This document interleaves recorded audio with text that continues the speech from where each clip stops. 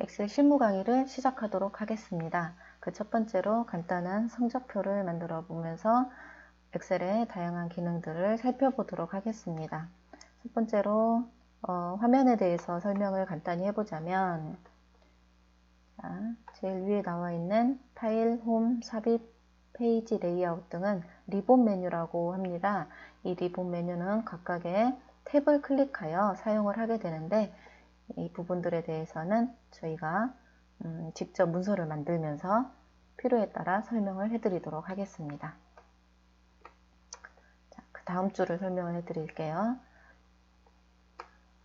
저는 지금 D6을 클릭하고 있어서 D6이라고 써져 있는데 아마 막 엑셀을 켜셨다면 A1번이라고 써졌을 것입니다. 이 부분은 내가 클릭한 부분에 대한 주소를 알려주는데, 이 클릭한 부분은 셀 포인터라고 얘기를 합니다. 엑셀은 무수히 많은 셀들로 이루어져 있어요. 칸이라고도 하겠죠. 이 셀들에 대한 주소가 있는데 이 주소를 표현해 주는 곳이라고 보시면 되겠습니다. 제가 지금 C5번을 클릭하고 있어서 C5라고 표현이 된 것을 볼 수가 있죠. 이 C5라는 것은 A, B, C, D라고 되어져 있는 열을 먼저 표기를 하고, 그다음에 1, 2, 3, 4로 되어져 있는 행을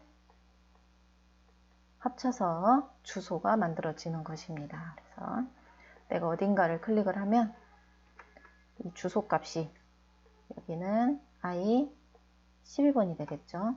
그 주소 값이 이름 상자에 표시가 됩니다. 이 이름 상자는 이 주소 위에도 우리가 지정한 이름을 정의를 할 수가 있는데, 이 정의된 이름이 표시되기도 합니다. 자, 보신 김에 좀 더 살펴보면 A, B, C, D, E 해서 쭉 방향키로 오른쪽으로 가보면 끝도 없이 가는 것을 볼 수가 있습니다. 여기를 끝까지 가려면 여러분 키보드에 엔드키와 엔드키 있죠? 얼른 찾아보세요. 엔드키를 한번 누른 후에 그 다음에 방향키, 오른쪽으로 가는 방향키를 누르면 끝으로 갈 수가 있습니다.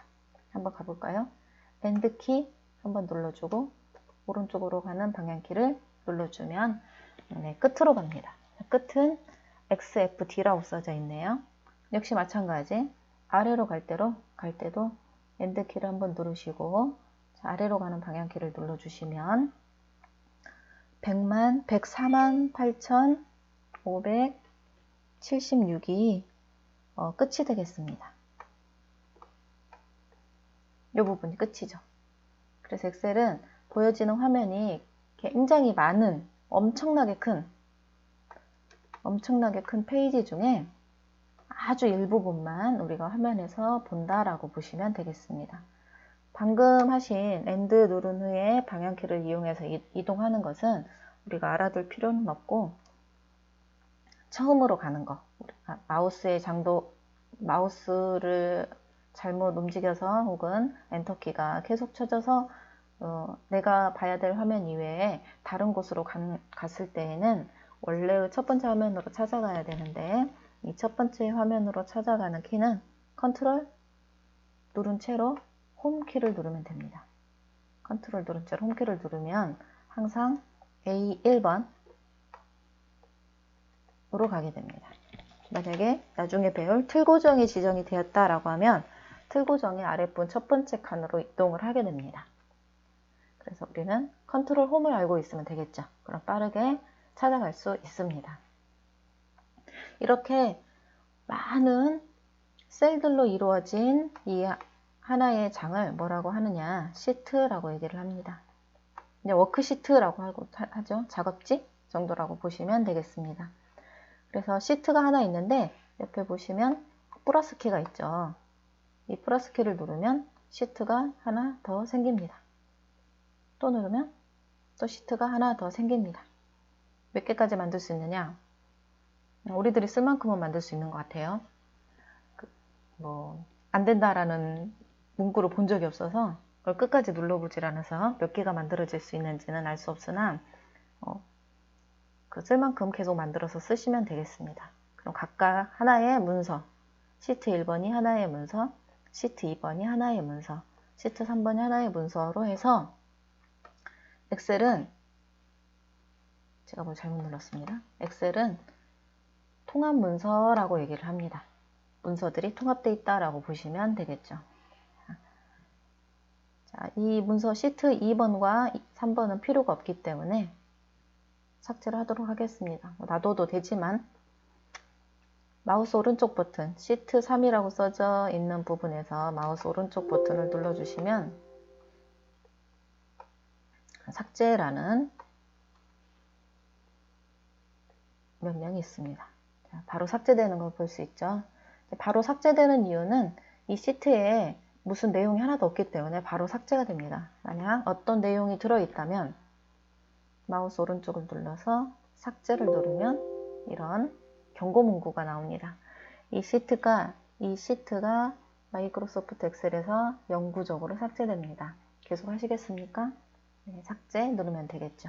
그러면 우리의 시트 하나만 남아 있습니다. 자, 시트를 하나를 사용을 할 때는 그냥 시트 1이라고 사용을 하지만 여러 개의 시트를 사용할 경우에는 이름을 꼭 바꿔줍니다.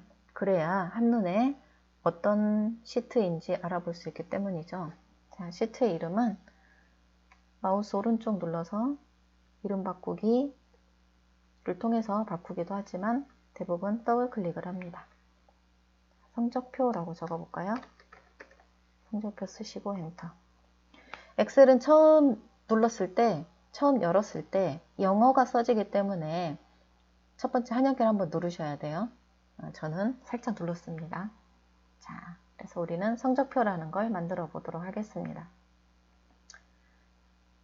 제가 만들 성적표를 살짝 캡처를 해놨습니다. 보고 작성할 수 있도록. 작성하는 것부터가 학습이기 때문입니다. 그래서 제가 만들어 놓은 걸 보시고 빠르게 작성을 하시면 되겠습니다. 첫 번째 제목 입력을 해야 되겠죠? A1번에다 작성을 하겠습니다. 엑셀은 굉장히 큰 시트잖아요. 그래서 가운데 정렬이라는 의미가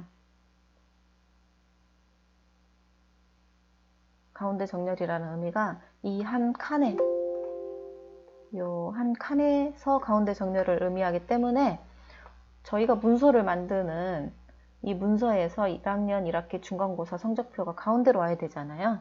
그래서 가운데다 쓰고 싶다라고 하더라도 이 위치를 파악할 수가 없어요. 어디인지. 그래서 첫 번째 A1번 칸에 그냥 적어주시면 됩니다.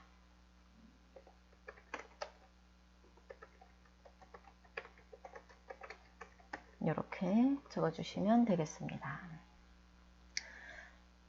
이 칸을 클릭을 하시고 글씨를 작성하신 후에 엔터를 치면 입력의 완료라고 인식이 됩니다. 그래서 엔터를 치면서 작성을 하게 되는데 엔터를 치면 아래로 이동을 하게 되죠.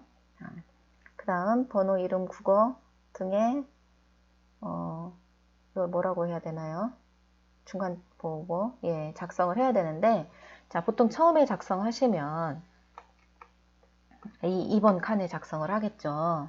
그런데 엑셀에서는 아주 많은 양의 데이터를 소트하거나 다양한 계산식을 사용해서 우리가 가공을 해서 쓰는 경우가 많은데 이럴 경우에 혹시 300번 줄까지 데이터가 있다 라고 하면 저희 화면에는 지금 24번까지 밖에 보이질 않잖아요.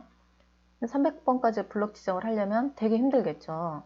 그래서 더블 클릭이라는 기능을 죄송합니다. 더블 클릭이 아니라 표 안에 클릭을 해두고 어떤 기능을 사용하게 되는데 그럴 때 자동으로 블록 지정을 해줘요. 엑셀이.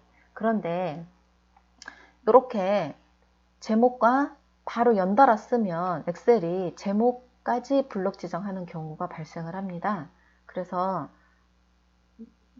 다시 블록 지정을 해야 돼요. 수동으로. 자, 이런 경우를 배제하고자 한 줄을 보통 떼어놓고 사용을 합니다. 그래서 제목과 그 다음 표는 한 줄 정도 떼어주는 게 정신건강에 좋다라고 보시면 되겠습니다. 자, 그래서 A3번에 서부터 작성을 하도록 하겠습니다.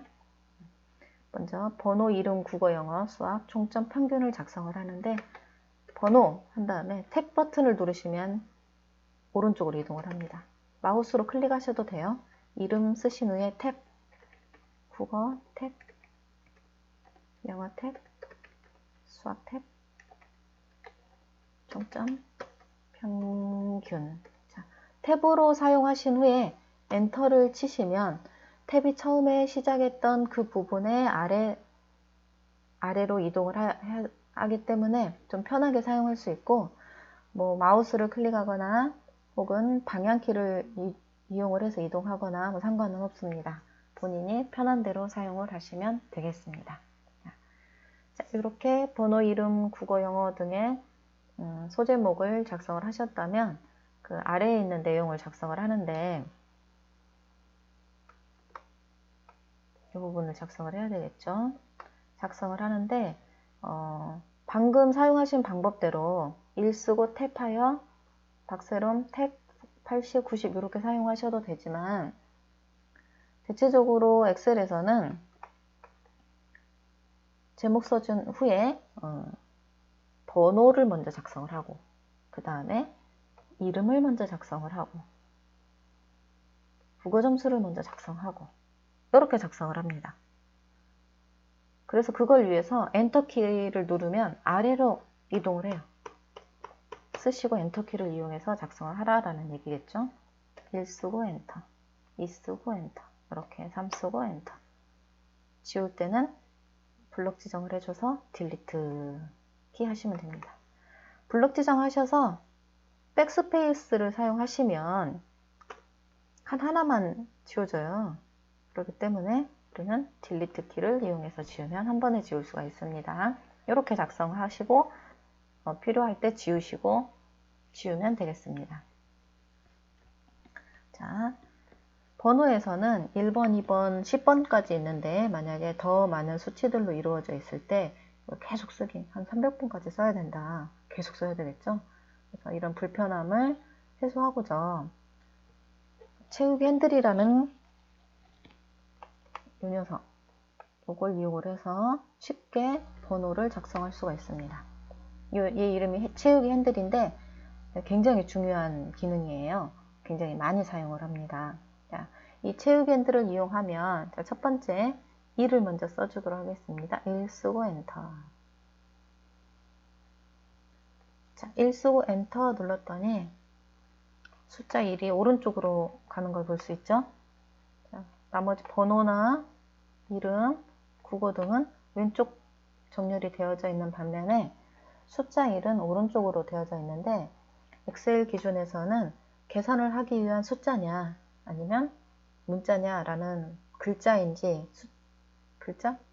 어쨌든 텍스트인지 숫자인지가 굉장히 중요해요. 그래서 이렇게 오른쪽 정렬이 된 이 값은 계산을 사용할 수 있다라고 보시면 되겠습니다. 왼쪽 정렬이 된 번호, 이름, 죄송합니다. 국어, 영어 등은 계산에 사용될 수가 없다라고 보시면 됩니다. 단, 정렬을 입력을 해버리면 숫자가 오른쪽으로 되는 것들이 이제 안 되겠죠? 다시 말씀드리도록 하겠습니다. 자, 텍스트에 대한 경우에는 입력을 했을 때 왼쪽 정렬이 되고 숫자의 경우에는 오른쪽 정렬이 되는데 내가 만약 가운데 정렬을 눌러버리면 그게 적용이 되지 않는다라는 거. 가운데 정렬이 되기 때문에 그렇습니다. 자, 1 쓰고 엔터를 누른 후에 다시 1이 들어있는 칸을 클릭을 하였습니다. 클릭을 한 후에 채우기 핸들에 마우스를 가져가면 검정색 십자가로 변합니다. 이때 잡아서 끌어주시면 1이 복사되는 걸 알 수 있어요. 밑에 안 지우셔도 됩니다. 첫 번째 칸 다시 클릭을 하시고 이번에는 컨트롤 키를 눌러주세요. 컨트롤 키를 눌러주시면 검정 십자가 옆에 플러스 키가 하나 더 생긴 걸 볼 수가 있어요. 그 상태에서 잡아서 내려줍니다. 저희는 10까지 있으면 되는데 11이 됐네요. 자, 10까지 내려주시고 이때 컨트롤 먼저 떼시면 안 돼요. 컨트롤 먼저 떼시면 1이 됩니다. 1. 컨트롤은 계속 누르고 있는 상태에서 마우스를 떼시고 컨트롤 키를 나중에 떼어주시면 1번에서 10번까지 아주 빠르게 입력할 수가 있습니다. 아래쪽에 있는 1은 클릭하시고 딜리트. 숫자는 이렇게 복사를 할 수도 있고 증가를 시킬 수도 있습니다. 이 채우기 핸들도 우리가 문서 작성하면서 나오는 것에 따라서 계속 설명을 해드리도록 하겠습니다. 자, 이름 작성해 주세요. 쓰시고 엔터 키를 이용하여서 아래로 내려가시면 됩니다.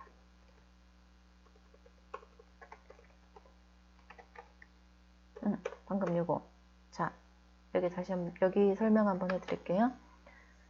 제가 정만 썼는데, 정만 블럭 지정이 돼서 깜빡깜빡 하면서 희철이라는 이름이 자동으로 써져 있습니다. 그 이유는 위에 정으로 시작되는 글씨가 있기 때문에 그래요.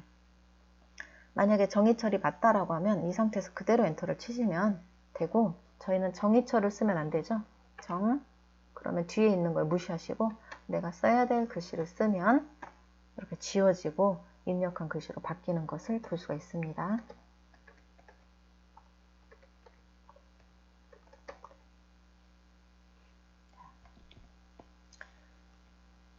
자, 그 다음에 국어 클릭하시고 숫자 키패드를 이용하시면 돼요. 키보드에 숫자들 나와 있는 부분이 있죠. 그곳에도 엔터키도 있기 때문에 그쪽에 엔터키를 사용하시면 되겠죠.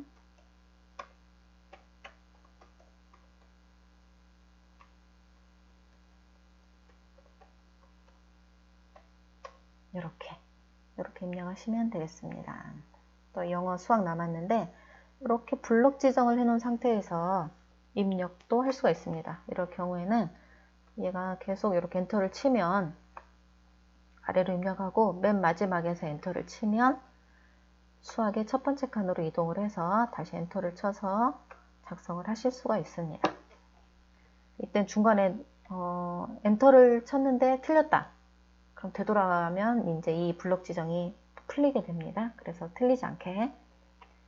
물론 그 칸에서 백스페이스는 사용할 수 있어요. 이렇게. 보시면요.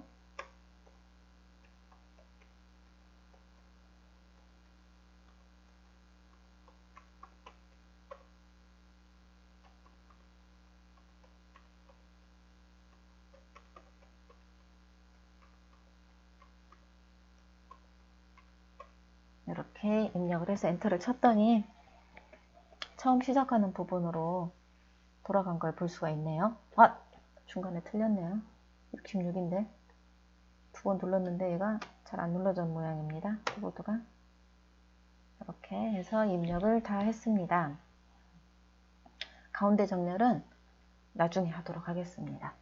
저희가 총점과 평균을 하면서 제가 설명해야 될 부분이 있는데 이 부분들이 가운데 정렬하면 좀 이렇게 퍼지는 현상이 있어서 클릭하기 좀 어려운 부분이 있어서 총점과 평균 구하고 문서를 예쁘게 꾸밀 때 가운데 정렬도 같이 해주도록 하겠습니다. 자, 그럼 얘는 지워버릴게요. 필요 없으니까. 자, 화면을 좀 제가 여러분들이 유튜브로 보고 학습을 따라 하셔야 되기 때문에 화면을 제가 좀 키우도록 하겠습니다. 자, 화면 키우는 것은 오른쪽 하단에 보시면 이 부분 지금 현재 100%로 되어져 있고요. 플러스 눌러서 확대, 마이너스 눌러서 축소, 이 가운데 바를 이용해도 되지만 이게 좀 조정이 좀 쉽지 않기 때문에 플러스 키를 눌러서 이렇게 150% 정도로 좀 키워봤습니다.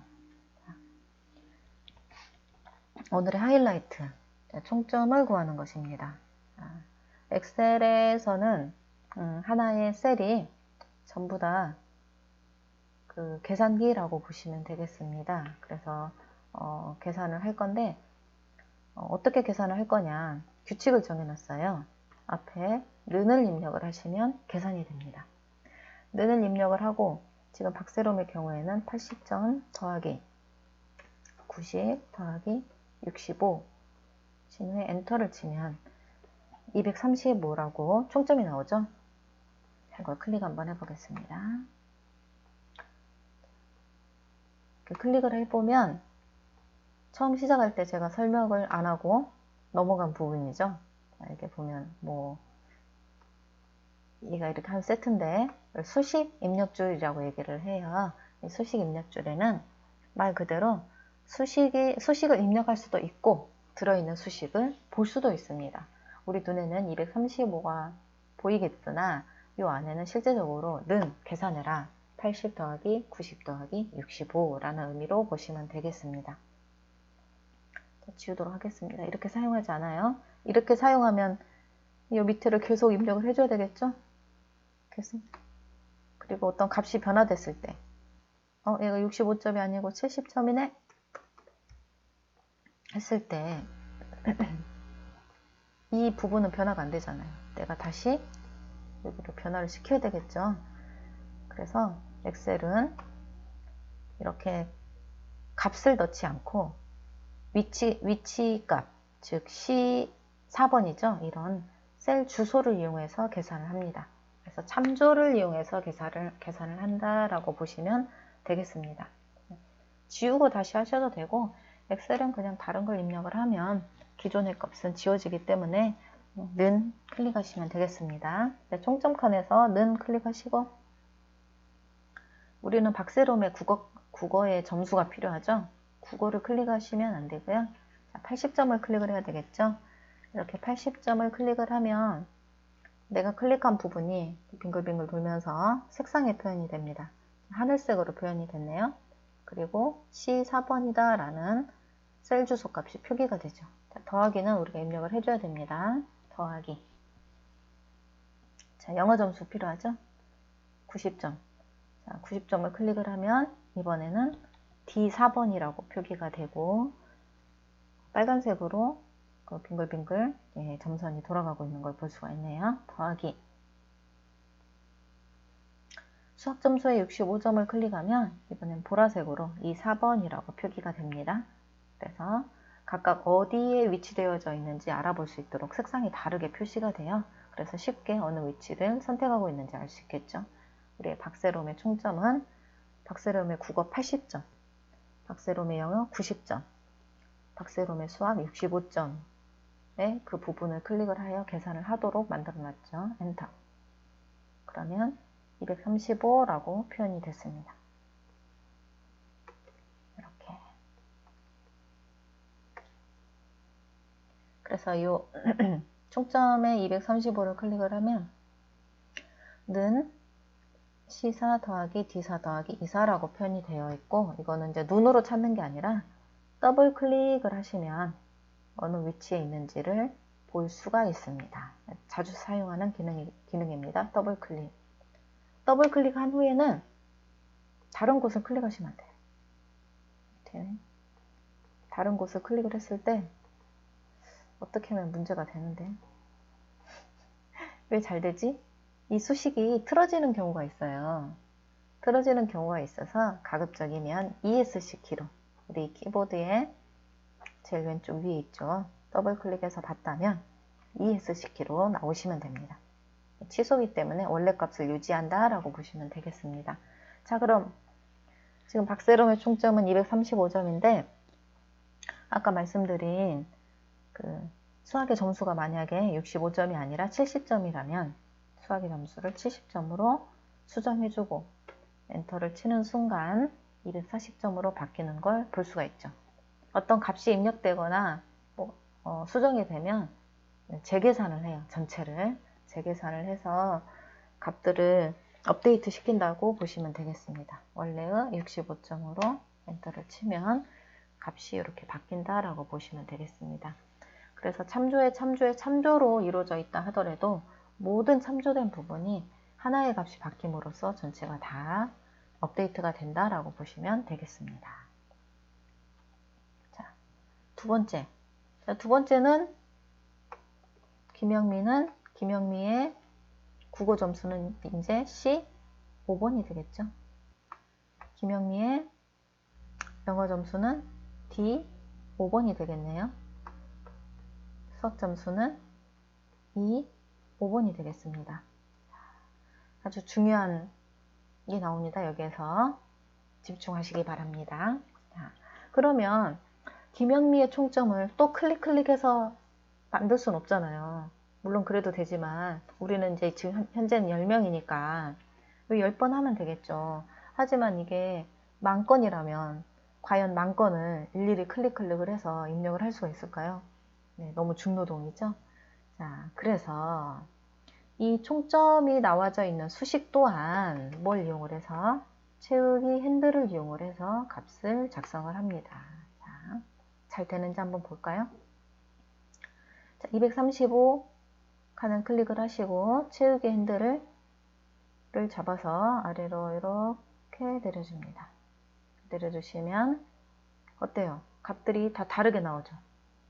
이게 가장 중요한 건데 왜 이게 다르게 나오는지를 알아야 나중에 엑셀을 내가 작성을 했을 때 어느 부분이 잘못됐는지 잘 됐는지 검사를 할 수가 있어요.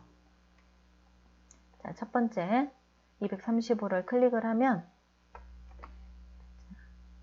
80, 90, 60을 더해서 계산을 했죠. 이 계산한 부분이 요 칸은 F4번이 되겠습니다.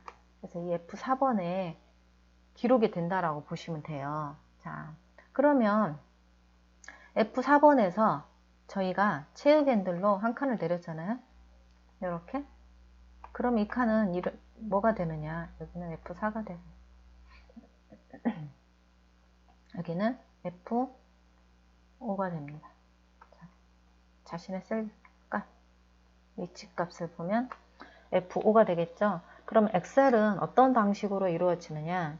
채우기 핸들로 내렸을 때, 숫자가 들어있는 칸을 내렸을 때, 텍스트가 들어있는 칸을 내렸을 때 각각 다르게 움직이는데 그 안에서 또 그 셀 주소가 들어있을 때는 어떻게 움직이느냐? 이 셀 주소가 들어있을 때는 이 원래의 위치값 있죠? 우리가 들어있는 이 값이 움직이는 방향대로 움직입니다. 이게 무슨 말이냐면 F는 변화가 없죠.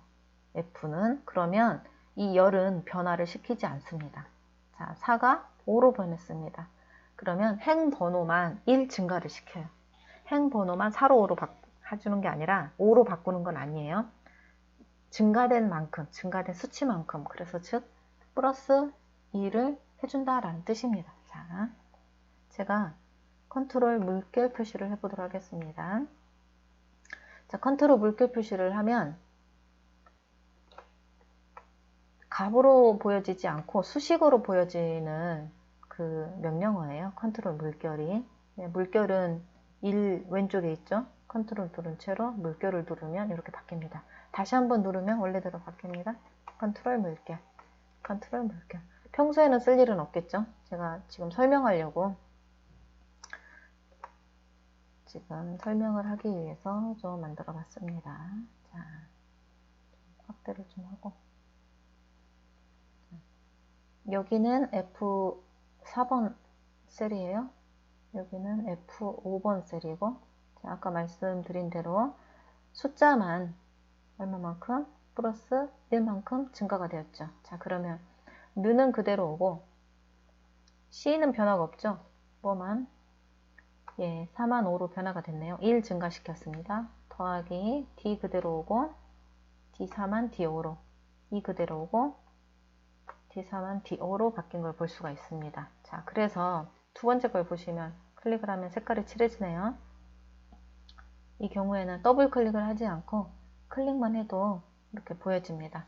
즉, 그래서 C5번, D5번, E5번 김영미의 총점은 C5번에 들어있는 90점 더하기 D5번에 들어있는 92점 더하기 E5번에 들어있는 85점을 더해서 값을 만들어내죠. 자, 그 다음도 마찬가지 1이 증가됐기 때문에 각각 칸에서 한 칸씩 내려왔다라고 보시면 돼요. 이렇게 계속 내려오기 때문에 정의철의 총점도 맞게 계산이 되어진 걸 볼 수가 있습니다. 그래서 이렇게 해서 하나의 값만 만들고 최후 겐들로 내리면 그 결과값을 다 맞게 볼 수가 있습니다. 컨트롤 물결. 자, 요거는 이제 하나씩 더하기 해서 한 것이 되겠죠. 총점을 구했죠. 그럼 평균은 어떻게 하면 되나요? 총점 나누기 과목수를 하면 되겠죠. 는 총점 칸을 클릭을 합니다. 내가 235를 클릭을 하면 아래쪽 김영미, 정희철도 계속 입력을 해줘야 되기 때문에 총점이 들어있는 235를 클릭을 하시고 여기서 나누기는 슬래시예요.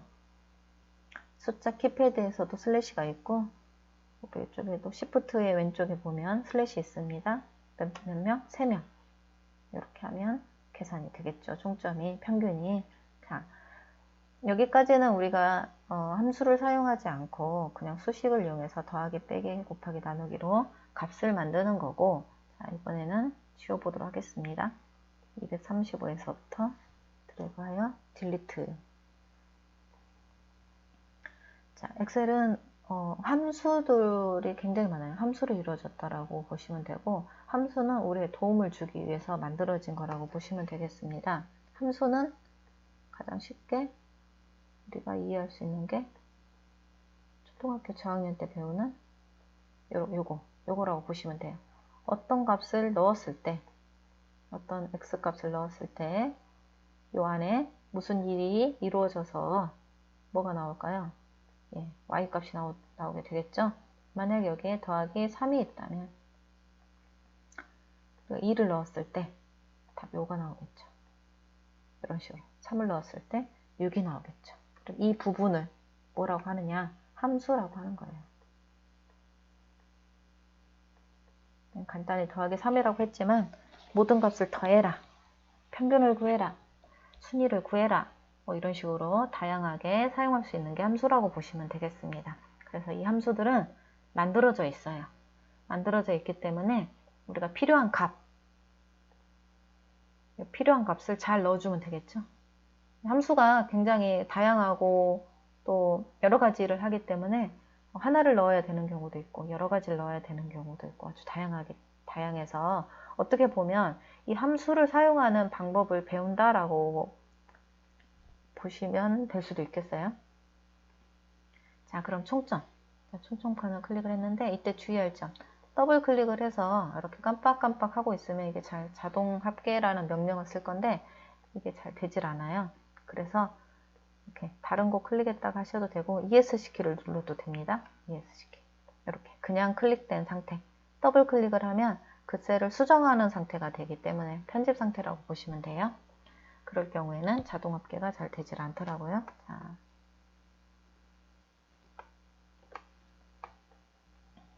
자, 오른쪽 위쪽에 보면 자동 합계라고 있습니다. 혹시 이게 안 보이신다 라고 하시는 분들은 내가 지금 홈 탭에 있는지 확인할 필요가 있겠습니다. 자동 합계를 누르면 는 계산해라 라는 뜻이겠죠. sum 더하여 미국 영어로 되어져 있기 때문에 이건 좀 나중에 외울 필요가 있는데 자주 쓰다 보면 알아보기 쉽습니다. 온라인 강의가 처음이다 보니 좀 많이 버벅대는 경향이 있는데 이해하고 들어주시기 바랍니다. 자, sum은 더해주겠다 라는 뜻이에요. 어떤 걸 더하겠느냐? 가로 안에 있는 걸 더해주겠다. 자, 가로 안에 보면 시사 땡땡 이사라고 되어져 있는데 이거는 범위를 나타내는 거예요. 요 콜론은 범위를 나타내는 건데 C4에서 마우스를 누른 채로 E4에서 마우스를 뗐을 때의 범위라고 보시면 돼요. 그래서 이 범위는 C4, D4, E4가 되겠고 C4에서 마우스를 누른 채로 제가 이 13까지 가면 이렇게 범위를 지정이 되는 거죠. 범위가. 그래서 우리는 맞게 되어져 있기 때문에 사실은 그냥 엔터만 쳤으면 됐습니다. 이것도 마찬가지. 채우기 핸들로 내리면 이렇게 맞는 값이 나오는데 컨트롤 물결을 통해서 수식을 한번 보면 자, C4에서 2사였던 게 뭐만 바뀌었죠? 아까랑 똑같이 예, 획만 바뀌었죠. 4가 5로 바뀐 걸 볼 수가 있습니다. 그래서 C5에서 E5는 클릭을 해보니 김영미의 값들, 점수 값들을 클릭하고 있는 걸 볼 수가 있죠. 이렇게 각각 이렇게 잘 되고 있네요. 네. 보통은 이제 검사를 할 때 컨트롤 물결 쓰지는 않고 더블 클릭해서 보고 ES 시키. 두 번째 거 잘 되고 있나? 잘 되고 있나? 이렇게 검산을 해봅니다. 검산이 되게 중요해요. 왜냐면 내가 수식을 잘못 써서 잘못된 값이 나올 수도 있기 때문에 그렇습니다. 이렇게 작성하시면 되는데 한 가지 더 기능이 있어서 블록 지정하고 딜리트. 총점을 하나를 클릭하는 게 아니라 총점 칸을 모두 클릭을 한 후에 자동합계를 누르면 자신의 왼쪽에 있는 거 자동으로 더해줍니다. 물론 이렇게 했을 때는 필히 더 검사를 하셔야 되겠죠. 맞게 되어져 있는지 안 되어져 있는지 더블 클릭을 하여 확인하시고 ES 키를 눌러서 편집 상태를 해제하시면 되겠습니다. 자, 평균. 평균은 총점 나누기 3인데 우리가 함수를 이용해서 엑셀한테 시킬 거잖아요. 그럴 경우에는 몇 개인지 엑셀이 세도록 하기 때문에 평균 또한 범위만 하시면 됩니다. 범위만 지정을 해주면 돼요. 자, 그래서 평균 칸을 클릭을 하시고 이번엔 자동 합계를 누르면 안 되겠죠? 자동 합계 옆에 작은 세모를 누르시면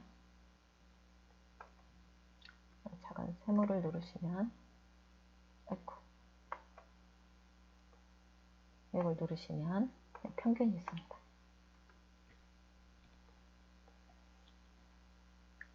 자, 그러면 는 에버리지 평균을 구하겠다는 뜻입니다. 가로 어디 안에 있는 가로 안에 있는 여기서는 C4에서 F4를 범위를 지정을 하고 있는데 엑셀은 단순히 텍스트 값인가 숫자 값인가만 확인을 하기 때문에 숫자의 범위는 모두 지정하는 경향이 있어요. 235라는 게 우리는 딱 보면 총점이라는 건 알 수 있지만 엑셀은 그걸 파악하지는 못해요. 그냥 수치라고 생각을 해서 그 범위도 모두 포함을 시킵니다. 이렇게 해서 평균을 구하면 잘못된 값이 나오겠죠. 일단 한번 쳐보면 어때요? 100점 만점인데 117.5가 나왔네요. 네, 이렇게 되면 안 되겠죠? 자, 지웠습니다. 다시 클릭이 된 상태로 평균. 자, 범위를 내가 다시 지정합니다. 요거 하나만 빼는 기능은 없습니다. 해석하게도 다시 지정을 해주셔야 돼요. 자, 범위 지정하실 때는 이 테두리에 닿지 않도록 요 칸 안에서 80점 어디든 상관이 없습니다. 요 칸에서 누른 채로 수학까지 이렇게 해줘야 80 더하기 90 더하기 65를 한 값에서 나누기 몇 개인가 3개다 라는 걸 세어서 3으로 나누어줍니다. 엔터. 이렇게 해서 평균이 나왔겠죠. 자, 그렇기 때문에 평균은 이렇게 드래그해서 평균을 구하면 안 되겠죠. 왜? 아까 말했던 자신의 왼쪽에 있는 부분은 왼쪽에 있는 수치의 값들을 모두 사용하기 때문에 그렇습니다. 드래그해서 딜리트. 즉 하나만 클릭해서 세모 버튼에 평균을 누른 후 다시 재지정해 줍니다. 그리고 엔터. 채우기 핸들로 내려줍니다. 이렇게. 그러면 더블 클릭해서 보면 요 값들만 가지고 평균이 구해졌다라고 보시면 돼요. ES 시키. 이렇게 잘 되고 있죠. 네, ES 시키. 이렇게 해서 평균값 값까지 모두 구해봤습니다. 엑셀은 끝이 없이 나누기를 하기 때문에 박세롬의 평균을 보면 78.33333 이렇게 나와 있네요. 이 칸이 더 커지면 더 많아지고 좁아지면 더 넓어집니다. 자, 엑셀에서는 그 칸을 넓히실 때 지금 여기가 G열이잖아요. G열의 오른쪽 경계선을 이용해서만 넓힐 수가 있어요. 이렇게. 자, 그래서 칸이 더 넓어지면 3이 더 많아지겠죠. 네. 자, 그럼 이걸 어떻게 하느냐? 평균은 소수점을 좀 정리를 해줘야 될 필요가 있습니다. 그래서 보통은 소수 첫째 자리까지 많이 사용들을 하시죠. 그래서 블럭 지정을 합니다. 이렇게 블럭 지정. 자, 이렇게 블럭 지정을 하면 첫 번째 칸이 하얀색인 것을 알 수가 있어요. 나머지 칸은 약간 푸른 계열의 색상인데 첫 번째 칸이 흰색이라는 걸 볼 수가 있습니다. 얘는 기준이 됩니다.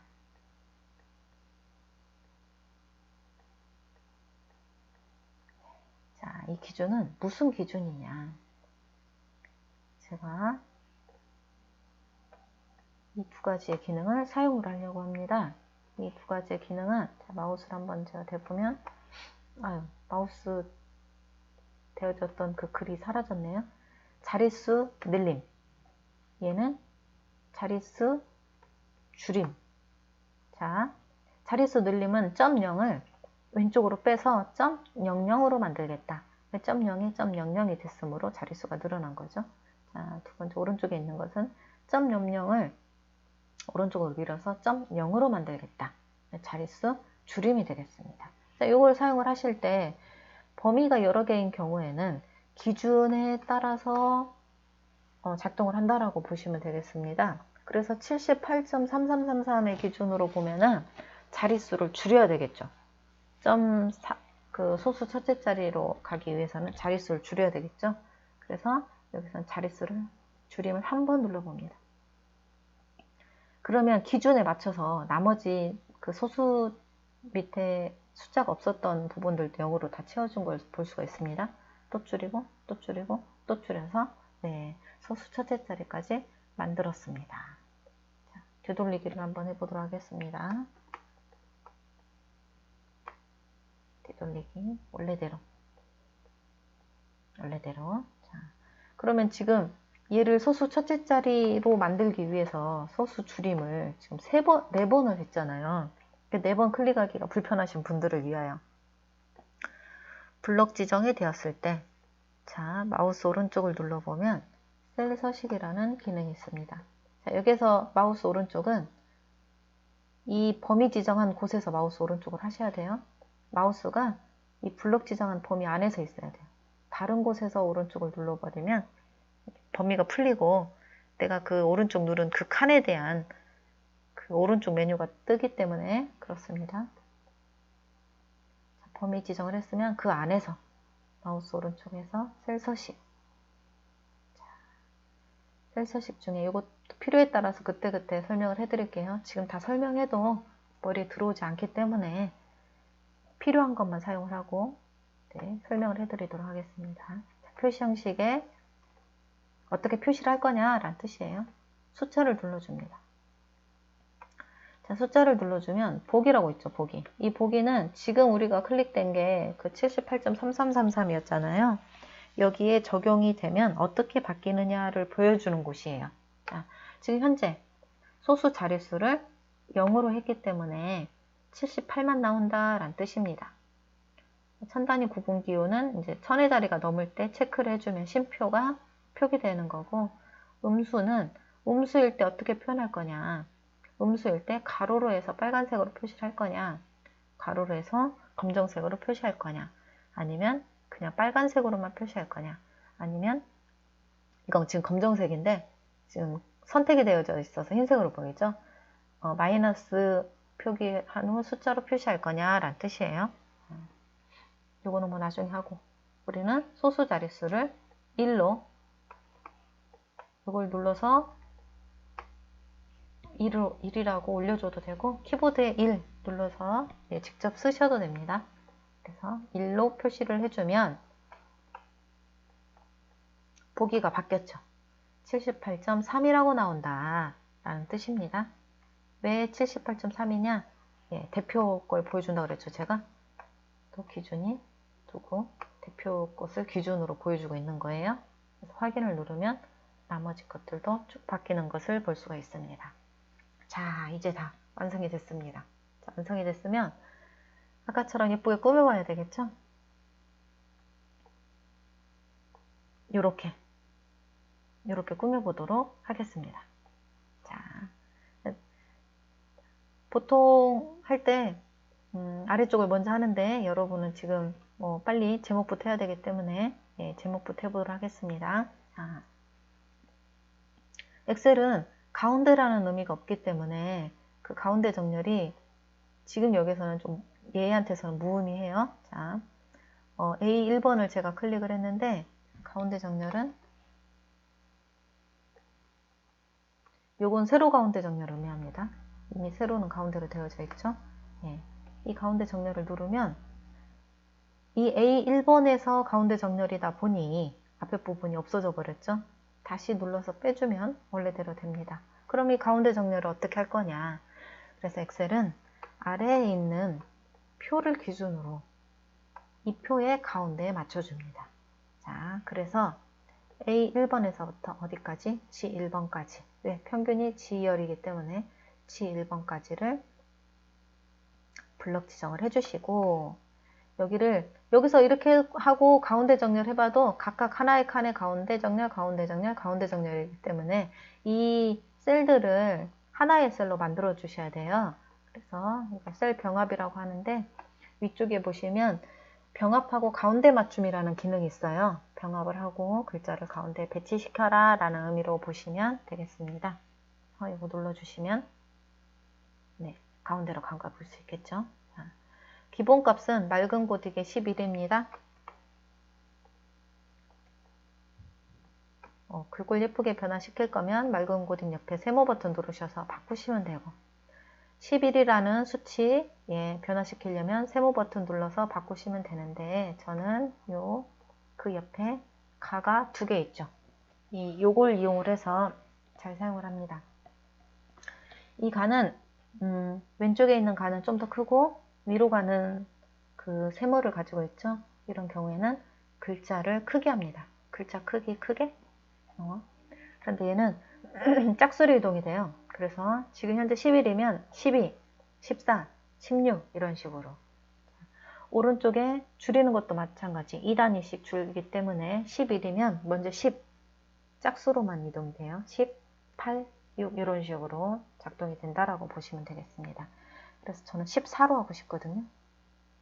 그래서 글꼴 크기를 한 번 눌러서 12, 한 번 더 눌러서 14 이렇게 만들어 놓도록 하겠습니다. 그 다음에 굵게 포인트죠. 굵게. 자, 굳이 이거 사용 안 하시고 세모 버튼 눌러서 14로 가셔도 됩니다. 본인이 편한 대로. 자, 그 다음 자, 이 아래쪽에 있는 애들은 가운데 정렬을 해줘야 되겠죠? 번호에서부터 끝까지. 처음 강의라 목이 자꾸 잠깁니다. 자, 번호에서부터 끝까지 블럭 지정을 해주시고 자, 가운데 맞춤을 누르시면 각각 하나의 칸에 각각 가운데 정렬이 적용된다라고 보시면 됩니다.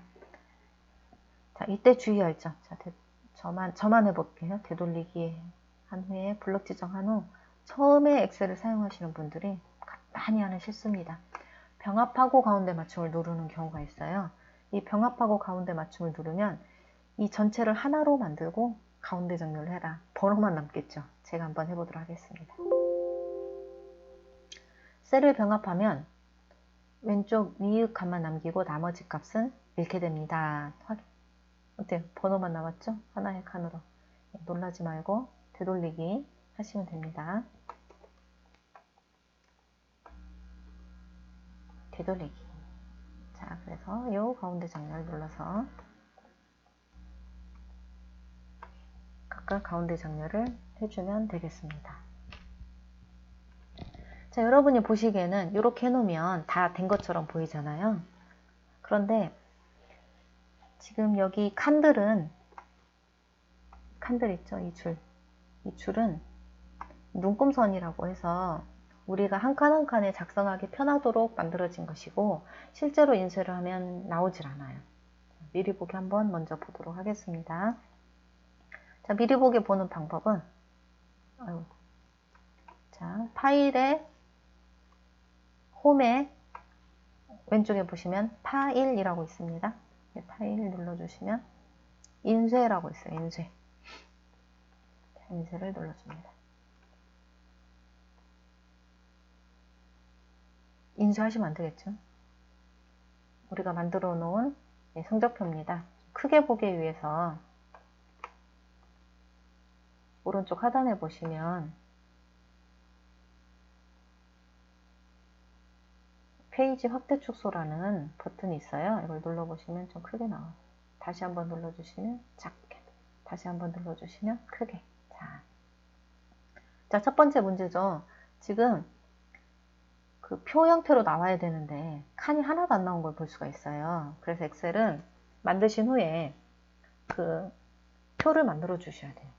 자, 한글하고 다른 점이죠. 한글은 표를 만들려면 칸을 먼저 만들어야 되잖아요. 표를 먼저 만들어야 되잖아요. 표를 먼저 만들고 그 안에 데이터를 입력했다라고 한다면 엑셀은 내가 얼마만큼 쓸지를 몰라요. 평균 옆에 또 순위를 할 수도 있고 다른 어떤 데이터를 넣을 수도 있잖아요. 비고를 넣을 수도 있고. 그래서 내가 이미 셀이 다 칸으로 되어져 있기 때문에 작성을 한 후에 그린다라고 보시면 돼요. 표를 그려준다. 내가 쓴 만큼 표를 그려주시면 되겠습니다. 빠져나가야 되겠죠. 이걸 눌러서 ESC 키를 눌러도 빠져나갑니다. 그래서 내가 쓴 만큼 표를 그릴 거예요. 그래서 어디에서 어디까지, 번호에서부터 평균의 92.3까지 드래그를 하시고, 자, 선을 그리는 것은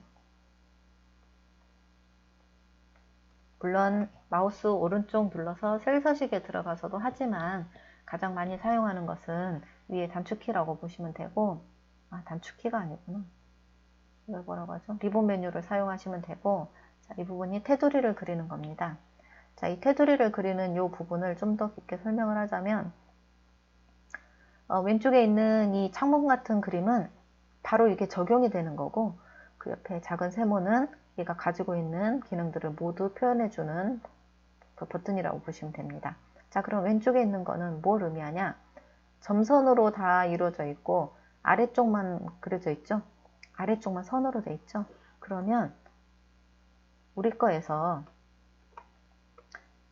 이 아랫부분만 선이 그려집니다. 이 아랫부분만. 우리는 다 그려야 되기 때문에 작은 세모를 눌러줍니다. 테두리 그리는 것에 작은 세모를 눌러주면 이게 제일 위에 있기 때문에 표현된 거예요. 열었을 때. 아래쪽 테두리. 엑셀은 마지막에 사용한 거를 얘가 가지고 있어요. 다시 열기 전에는. 근데 우리가 열어서 한 번도 테두리를 쓰지 않았기 때문에 테두리가 가지고 있는 첫 번째 거, 아래쪽 테두리를 보여주고 있는 거죠. 자, 위쪽, 왼쪽, 오른쪽 뭐 다양하게 있네요. 그 다음에 테두리 없으면 지울 때 사용을 합니다. 저희는 모든 테두리를 그릴 거예요. 전체를 다 그려야 되니까.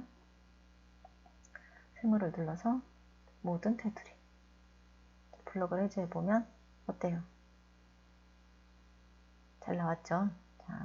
자, 그러면 다시 파일 눌러서 인쇄 한번 가보도록 하겠습니다. 파일 눌러서 인쇄. 자, 인쇄를 눌렀더니 이제 표가 잘 그려졌네요.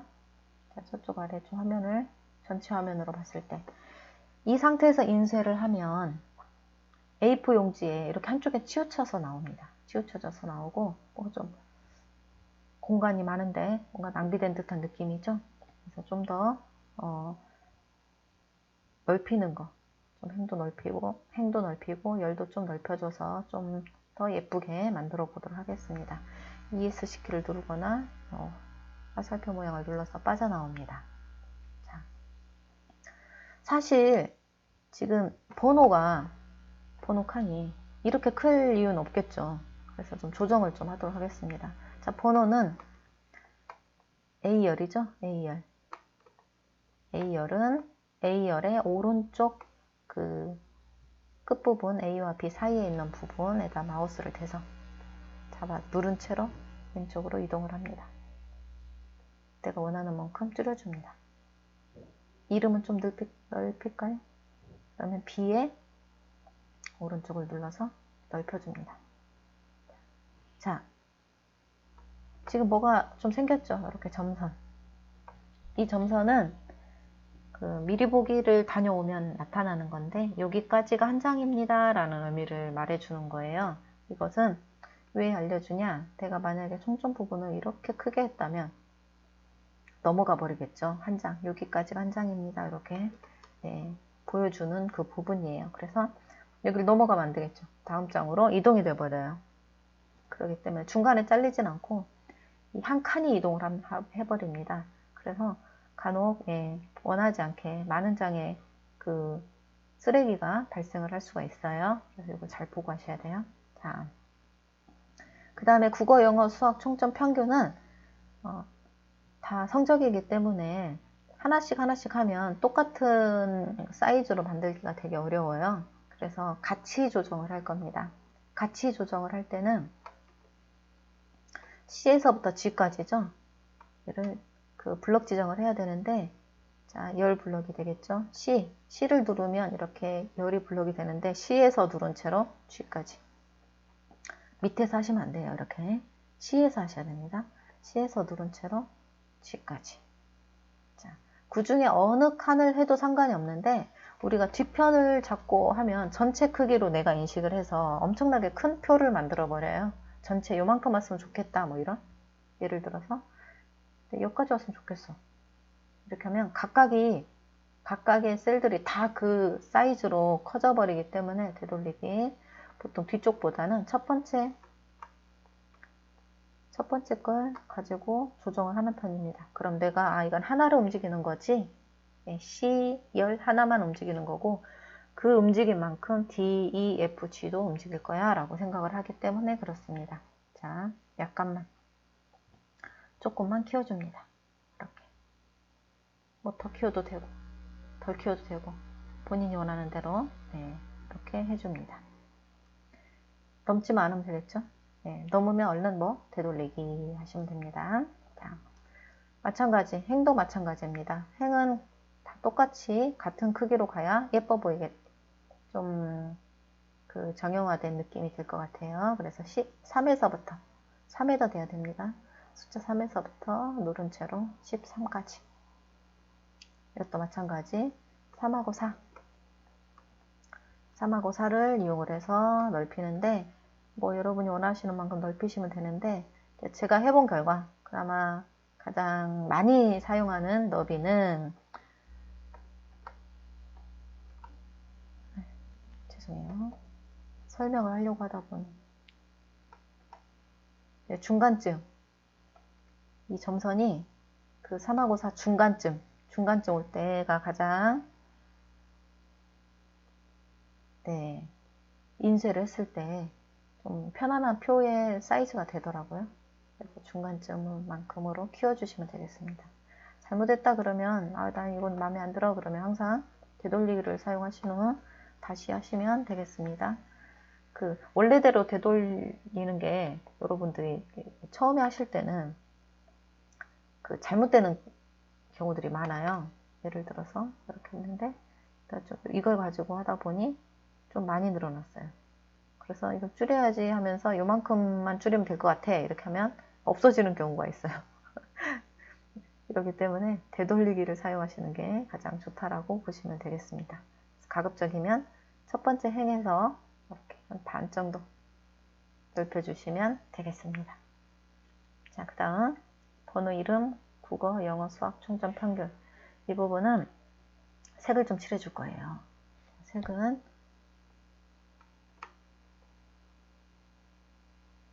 우리 테두리 옆에 색상 아이콘 있습니다. 이거 세모 버튼 누르셔서 이쪽 페인트를 누르면 노란색이 칠해집니다. 기본이 노란색이기 때문에 자, 그 중에 옅은 색,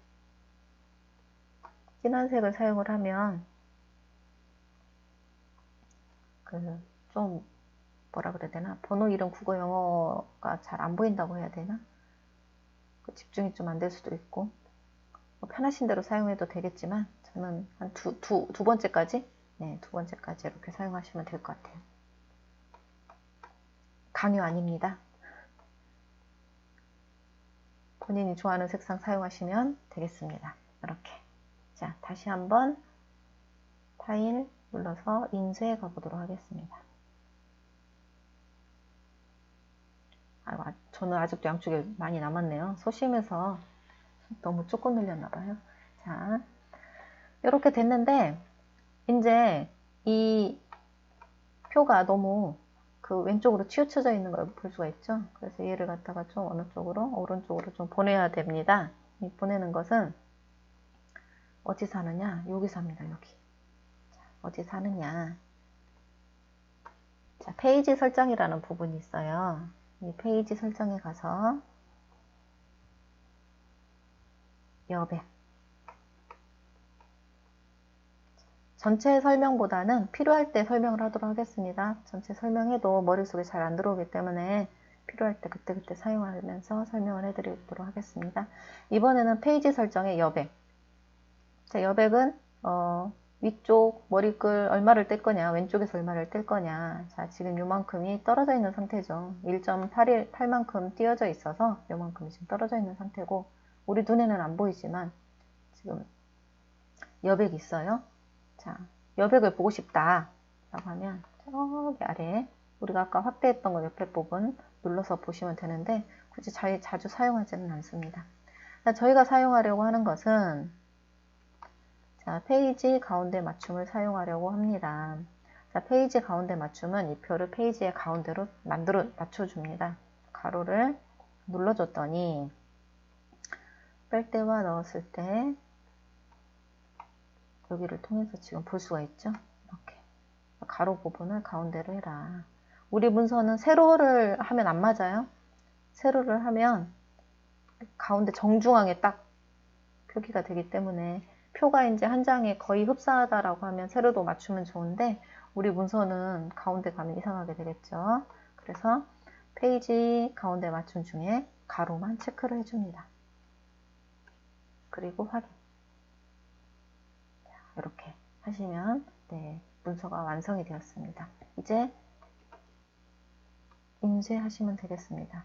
저는 지금 프린터가 없어서 네, 인쇄를 할 수가 없습니다. 네, 프린터가 있으신 분들은 인쇄 한번 누르시면 되겠습니다. 자, 우리는 저장해야 되겠죠? 저장은 이 부분을 눌러도 되고, 제일 위에 이걸 눌러도 똑같이 저장 버튼이 되겠습니다. 저장. 자, 찾아보기.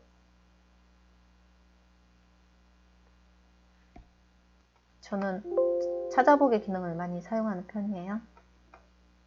찾아보기를 누르면 이렇게 어디로 저장할 건지 위치를 정해라 라고 되어져 있습니다. 저는 바탕화면에 폴더를 하나 만들어 볼까요? 새 폴더를 만듭니다.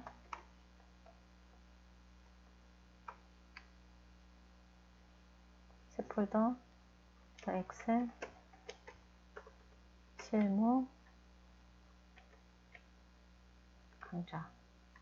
실무라고까지만 할까요? 엑셀 실무 라고 해서 엔터를 쳐주시고, 더블 클릭해서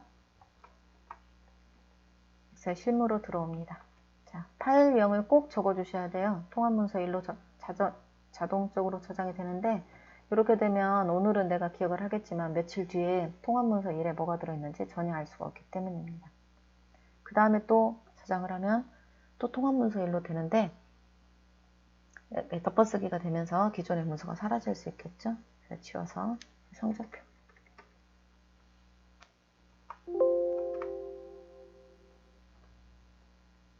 엑셀 실무의 성적표로 저장.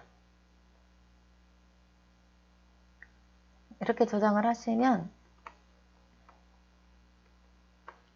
우리 엑셀 화면에 제일 윗부분에 원래 통합문서 1.xls라고 X라고 써져 있는 부분이 성적표로 바뀐 걸 볼 수가 있어요. 그러면 이게 성적표란 이름으로 저장이 된 상태구나 라는 걸 알 수가 있죠. 통합 문서 1로 되어져 있으면 이게 저장이 안 된 문서구나 라고 알 수가 있는 거예요. 이렇게 해서 오늘의 강좌는 여기까지 해서 마치도록 하겠습니다.